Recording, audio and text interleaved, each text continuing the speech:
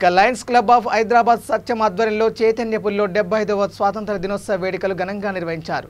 ఈ కార్యక్రమానికి Lions Club of Hyderabad Satyam president V3 news chairman lion doctor Kacham Satyanarayana ముఖ్య అతిథిగా హాజరై జాతీయ జెండాను ఎగురవేశారు।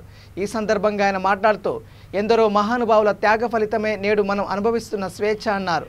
75 ఏళ్ల స్వాతంత్ర దినోత్సవ వేడుకలు జరుపుకుంటున్న ఈ వేళ రామప్ప దేవాలయానికి యునెస్కో ప్రపంచ వారసత్వ హోదా కల్పించడం ప్రతి ఒక్క భారతీయుడు గర్వించదగ్గ విషయమన్నారు। భారతదేశాన్ని ప్రపంచానికి మార్గదర్శిగా నిలపడానికి ప్రతి ఒక్కరూ కృషి చేయాలన్నారు।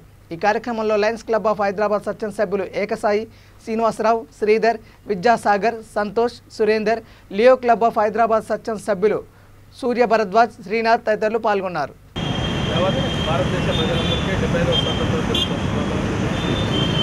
మరి మా V3 ప్రేక్షకులకు, V3 కుటుంబ సభ్యులకు, మా రిపోర్టర్లందరూ కూడా 75వ స్వాతంత్ర దినోత్సవ ఈరోజు ఉన్నటువంటి పరిస్థితిలో, క్లిష్టమైన పరిస్థితిలో, కరోనా నేపథ్యంలో జరుగుతున్నటువంటి స్వతంత్ర వేడుకలు భౌతిక దూరం పాటించుకుంటూ, మాస్క్ ధరించుకుంటూ, అలాగే భారత జాతీయతను ప్రపంచ దేశాలకు గొప్పగా చెప్పుకునే విధంలో మనం కూడా ఒక వ్యాక్సిన్ కనిపెట్టి భారతదేశంలో దాదాపుగా శాతం మందికి ఇప్పటికే మనం కరోనా వ్యాక్సిన్ వేయించుకున్న అందరూ కూడా జాగ్రత్తలు పాటించాల్సిందిగా V3 న్యూస్ నుండి మేము అప్డేట్ చేస్తూ, మరి స్వతంత్ర దినోత్సవ ఫలాలు మారుమూల ప్రాంతాలకు కూడా అందిస్తున్నటువంటి నేపథ్యంలో అద్భుతంగా చేస్తున్నటువంటి ప్రభుత్వాలు, రాష్ట్ర ప్రభుత్వం కావచ్చు, కేంద్ర ప్రభుత్వం కావచ్చు, మరి ప్రభుత్వ ఫలాలు అందించే దాంట్లో మారుమూల ప్రాంతాలకు చేరవేసే దాంట్లో ముందుండాలని, అలాగే దానికి తోడ్పాటుగా మా న్యూస్ ఛానల్ ఎప్పుడు కూడా ముందుంటుందని చెప్పి ఈ అవకాశం కల్పించినటువంటి మా V3 న్యూస్ ఛానల్ సిబ్బంది కూడా పేరు పైన స్వతంత్ర దినోత్సవ శుభాకాంక్షలు।